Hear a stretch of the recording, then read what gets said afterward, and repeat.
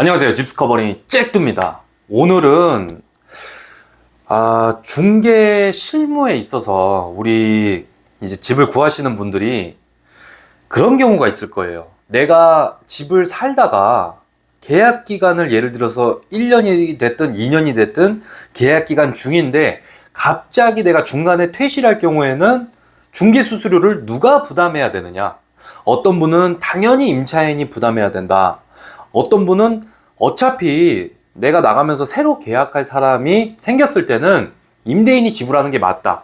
이게 이제 분쟁 요소가 있거든요. 그래서 오늘 여기에 대한 판례 그리고 실무, 실제적인 현실적인 관례 이런 모습들을 한번 보여드리도록 하겠습니다. 자, 원래 원칙적으로는 이제 임대차 기간이 만료되거나 만료 전이라도 내가 중간에 살다가 집을 내놓고 나갔을 때 새롭게 계약이 됐을 때 중개 수수료를 부담해야 될 주체는 원칙적으로는 임대인이 부담하는 거예요. 내가 중간에 살다가 나간다 하더라도 임대인이 그 중개 수수료를 부담하는 게 원칙입니다. 하지만 실무에서는 원칙대로 하지 않죠. 실무에서는 대부분 임차인이 부담을 하고 나갑니다. 왜 그러냐면 이렇게 나오는 거죠. 임대인 입장에서는 계약 기간이 남아있는데 너가 새로운 임차인을 남아있구나. 근데 임차인이 이러는 거예요. 사장님, 제가 공부해 봤는데 원칙적으로는 제가 살다가 중간에 빼더라도 새로운 계약에 대해서는 제가 중개수수료를 부담하는 게 아니라 임대사장님이 중개수수료를 부담하는 거예요. 이렇게 이야기하면 임대인이 그래? 그러면 계약 기간까지 그냥 살아. 나는 중개수수료 내기 싫거든. 이렇게 되는 거예요. 그러니까 어쩔 수 없이 임차인이 중개수수료를 내면서 퇴거를 하게 되는 것입니다.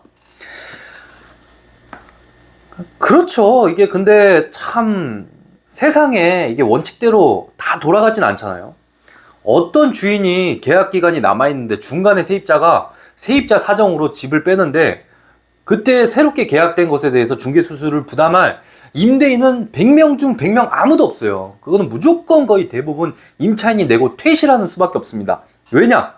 안 그러면 내가 중개수수료를 내지 않고 임대인한테 내라고 버팅기면 임대인이 계약기간도 아직 남아있잖아. 그냥 계약기간까지 살다가 나가. 새로운 임차인을 내가 받고 싶지 않아. 이렇게 나오기 때문에 어쩔 수 없이 관례적으로 임차인이 내고 나가는 거죠.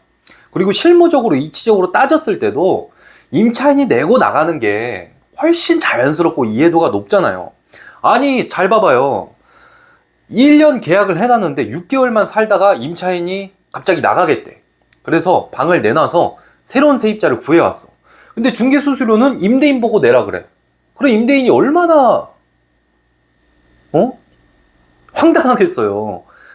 계약기간 전에 임차인 사유로 임차인이 개인적인 사유로 계약을 중간에 해지하고 나가는 건데 그럼 해지 사유가 임대인한테 있어요? 임차인한테 있어요? 임차인한테 있잖아요. 그러니까 임차인이 내고 나가는 게 맞는데 이 원칙으로 보자면 임대인이 내고 나가라고 하니까 임대인은 얼마나 어이가 없겠어요. 그러니까 건물주님이 그러다 보니까 그렇게는 절대로 대부분 되는 경우가 없고요. 임차인이 어쩔 수 없이 계약기간 중에 자기가 중개수수료를 내야 새로운 임차인을 임대인이 받아주기 때문에 실무적으로는 임차인이 중도 퇴실할 경우에는 수수료를 내고 퇴거하게 된다. 이겁니다. 자, 판례를 하나 봐볼게요. 제가 이거 편집할 자신이 없어서 한번 읽어드릴게요. 이 중앙지방법원 1998년 7월 1일 날 선고된 97나 55-316 판결문입니다.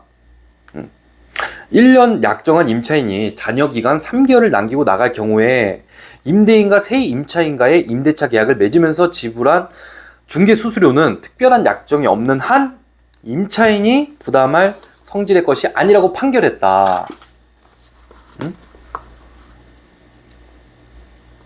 다만 전 임차인이 임대인을 대신해 중개 수수료를 부담하는 것은 당사자 사적 관계로 봐야 하므로 양 당사자가 서로 협의해서 정할 사항으로 보고 있다.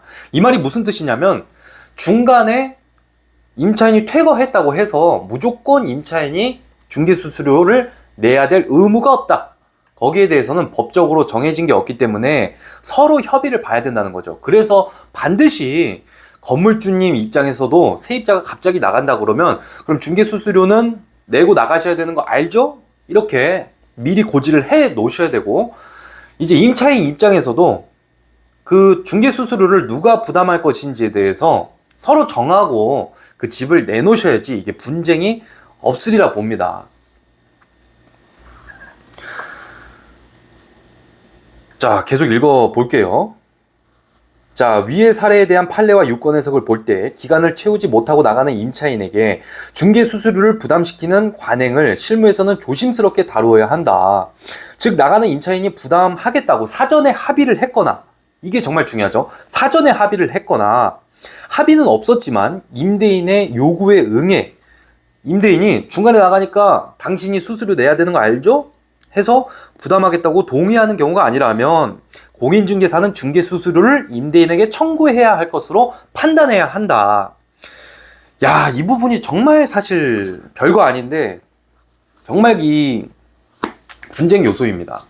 자, 예를 들어서 한 가지 예시 사례를 들어드릴게요. 최근에 저한테 어떤 분이 방을 내놓겠다고 한 임차인이 연락이 온 거예요. 그래서 제가 그 방을 계약시켜 드렸는데 부모님께서 연락이 온 거예요. 제가 여기 살다 보니까 정말 곰팡이도 생기고 너무 습하고 그리고 침대도 정말 삐걱거리는 거여서 내가 중간에 나가지만 이거는 건물에 대한 하자 때문에 내가 퇴거하는 거기 때문에 중개 수수료는 내가 못 내겠다. 그거는 임대인이 내겠다고 한다. 임대인이 내겠다고 했다. 이렇게 임차인이 얘기를 하는 거예요. 그래서 그래요? 알겠습니다 했죠. 근데 임대인한테 물어보니까 전혀 입장이 다른 거예요. 무슨 소리냐. 임차인이 중간에 나가면 임차인이 중개 수수료를 내야지. 왜 내가 내야 되느냐. 나는 다 해줬다. 나는 침대도 불편하다고 해서 사줬고 내가 뭐 거기에 사용 수익할 수 있도록 다 해줬는데 왜 내가 중개 수수료를 내야 되냐. 계약 만기도 안 됐는데. 이렇게 해서 둘이 치고받고 싸운 거예요. 그래서 결론은 중간에서 어떻게 되느냐. 절반씩 내자. 항상 이 분쟁이 있을 때는 반반이 제일 좋습니다.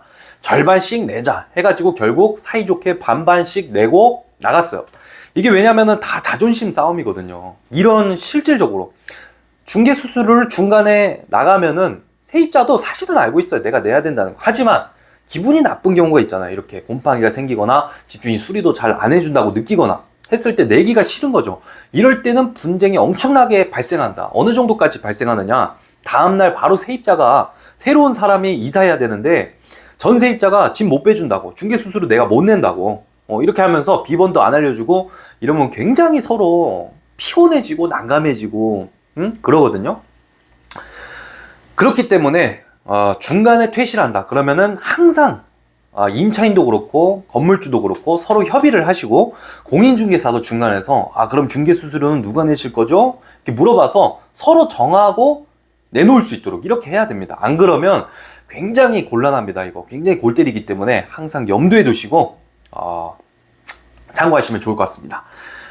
중간에 나가는 분들 분쟁 없이 기분 좋게 서로 마무리하고 나갈 수 있도록 그런 날들이 되길 바랍니다. 다음 편에도 또 이와 관련된 또 우리가 일상에서 겪을 수 있는 분쟁 사례 그리고 해결책, 실질적인 판례들 가져와서 공유를 해드리도록 하겠습니다. 감사합니다.